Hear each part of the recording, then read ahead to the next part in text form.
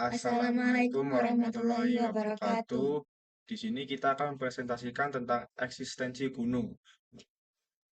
Perkenalkan, nama saya Muhammad Faisal Nasdar Maulana. Dan saya Najwa Clara. Pertama-tama kita akan menjelaskan tentang pengertian gunung. Gunung merupakan suatu kawasan yang menjulang kurang lebih 620 meter lebih tinggi dari daerah sekitarnya. Permukaannya terdiri dari lereng yang panjang, lembah, dan ngarai atau jurang. Lalu gunung juga diartikan sebagai bagian lapisan kulit bumi yang terangkat di atas permukaan tanah sekelilingnya. Jika tanah yang terangkat mencapai ketinggian 600 meter, ia dapat dikatakan sebagai gunung. Tapi jika di bawah 600 meter dengan minimal 200 sampai 300 meter disebut dengan bukit.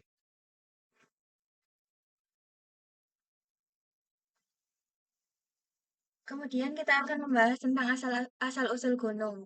Asal-usul gunung dalam Al-Quran disebutkan bahwa Allah menjadikan bumi dalam dua masa atau hari. Kemudian menjadikan gunung sebagai paku bagi bumi agar tidak bergerak.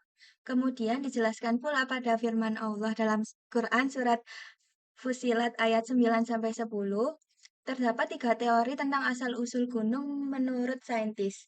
Yang pertama, teori lempeng tektonik. Yang kedua, teori kuno yang menyatakan bahwa bumi mengalami penyusutan, namun pendapat ini ditentang oleh beberapa ilmuwan. Kemudian, teori yang terakhir adalah teori yang lebih kuat menyatakan bahwa batuan mengalami perubahan di bawah lapisan kerak bumi.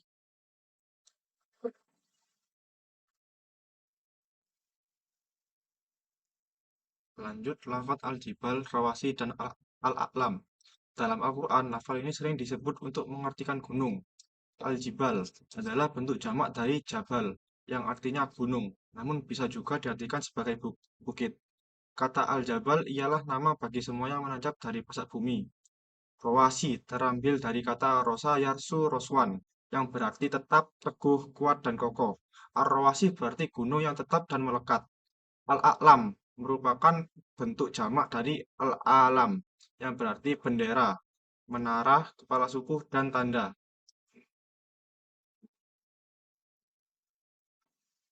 Kemudian ada penggunaan lafat al-jibal dan sifat gunung. Muhammad Rusdi Albasa menjelaskan lafat al-jibal bisa dikaitkan dengan lafal lain yang mempunyai makna yang beragam. Bila diteliti lebih jauh, lafal jibal, rawasi, dan alam yang berarti gunung dapat dikategorikan menjadi beberapa sifat antara lain ketinggian gunung dan kebesarannya, batu-batuan yang berwarna dari gunung, gunung memiliki lapisan terhampar seperti tikar, gunung sebagai perumpamaan, gunung sebagai saksi sejarah, gunung tidak statis tapi bergerak, dan yang terakhir sifat dan keadaan gunung di hari kiamat nanti.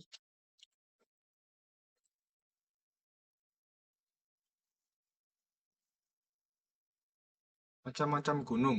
Gunung dengan struktur susunan dan usia batuan terbagi menjadi 4 jenis utama, yakni gunung berapi, gunung mengalami pelipatan, gunung yang berblok-blok, dan gunung erosional.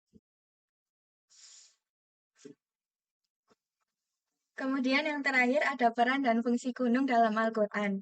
Gunung memiliki banyak peran penting dalam kehidupan di bumi, sebagaimana disebutkan dalam Al-Quran, yaitu sebagai sumber mata air tawar, kemudian gunung sebagai tempat tinggal, sebagai tempat menyimpan sumber pertambangan, gunung sebagai tiang pasak bumi, dan yang terakhir gunung sebagai stabilisator bumi. Memasuki sesi tanya jawab, kami telah mengumpulkan beberapa pertanyaan dari teman-teman di kelas. Terdapat empat pertanyaan. Yang pertama yaitu tentang tiga teori asal-usul gunung. Yang bagian kedua, teori kuno yang menyatakan bahwa bumi mengalami penyusutan, namun pendapat ini ditentang. Saya menanyakan bahwa mengapa pendapat tersebut ditentang. Pendapat tersebut ditentang karena jika kulit bumi mengalami pengerutan, seharusnya gunung menyebar ke permukaan bumi, sebagaimana kerutan yang terjadi pada kulit apel.